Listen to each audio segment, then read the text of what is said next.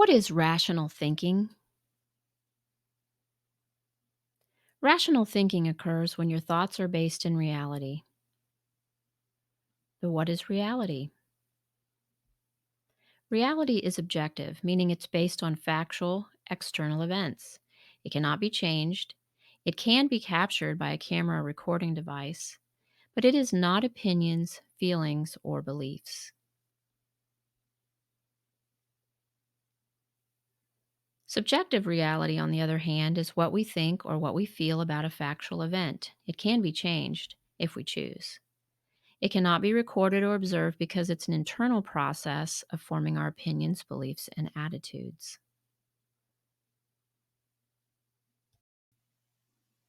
Rational thinking and decision making would be easy if all we had to do was gather facts, think about our choices, then make decisions based on facts. But decision making is not easy. Why? Because our brains are not entirely rational, they are also emotional. Our thinking brains are composed of two parts: the neocortex, the thinking part, and the limbic system, the feeling part. So, our entire cognitive process, which is a fancy way of saying thinking, is actually based on a combination of both rational and irrational. You may ask, how does this work in everyday life situations? Well, first, our brain sees, hears, or perceives an external event or situation. Then we think about what we perceive in the neocortex. Next, we experience some emotion in the limbic brain. This process of weighing the rational and irrational, our thoughts and our feelings, is called self talk. From here, our brain forms a belief and we act or react depending on what the brain decides. Oftentimes, all this happens in a split second. A simple way to think about this process is using the ABC model. We do it every day in all kinds of situations. We see a dog, we think it's a stray. We worry it's vicious, and we decide to run it off. ABC. Our self talk is influenced by many things. In the example, it was a negative past experience. In the ABC model, the A is the adversity, event, or circumstance. B is the belief formed about the event in our brain, and C is the consequence. The consequence isn't always something we do. It could be an emotional or physical reaction like crying or sweaty palms.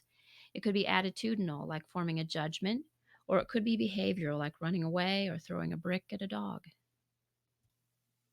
As you can see, our thoughts play an important role in how we feel or act. Some days we use rational facts to influence our emotions and behaviors. Some days we act based on the less rational, like our values, opinions, past experiences, or gut level feelings. Every day we make decisions, but we do that by weighing a whole bunch of rational and irrational self talk. The ability to weigh the two influences and take control over our thinking requires some wisdom, but it is a skill that can be learned.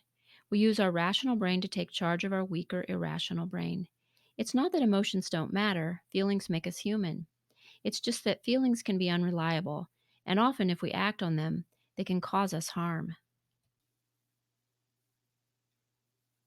Finding our wise mind begins with listening to our self talk. Listening to our self talk helps us find where we are being irrational, especially because it's impacted by past experiences, positive and negative. It is the sum of our opinions, biases, values, and more. Often our self talk messages happen so quickly that we are completely unaware of them in the moment. So, what can we do to take charge of our thoughts and become more rational thinkers? The first tool is to rid our self talk from irrational language like absolutes and either or statements. Here are some examples: always or never, everybody or nobody, nothing or everything, I should, I must, I need to, I ought to. Notice if you are using these words or phrases a lot and consider replacing them with less absolute terms like sometimes or often instead of always, or I would like to do that instead of I should. Also, try to speak positively about yourself. Instead of saying, I am bad at that or I can't do that, say, I would like to get better at that. The second tool is to learn the 5 rules of rational thinking. These are also called rules for healthy thinking because rational decisions are healthy ones. Before you act, get into the habit of asking yourself if your thoughts line up with these rules. My thinking is based on reality and facts. My thinking protects my life and health. My thinking helps me achieve my goals. My thinking helps me prevent or handle unwanted conflict. And my thinking helps me feel how I want to feel without abusing substances.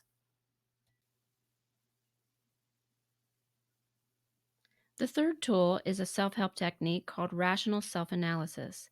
This technique involves writing down every detail that you can recall about an event and then analyzing it using the ABC method.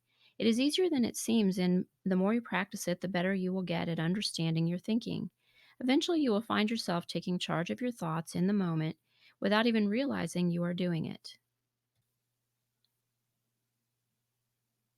In summary, remember that rational thinking is factual thinking. Our brains control our thoughts and our emotions. Our brains also control our beliefs, values, and attitudes. The sum of our thinking is called cognition. Healthier cognition leads to healthier choices. And last, remember that thinking is actually a skill, and we can learn to think more rationally. Thanks for listening to the presentation, and thanks also to these valuable experts.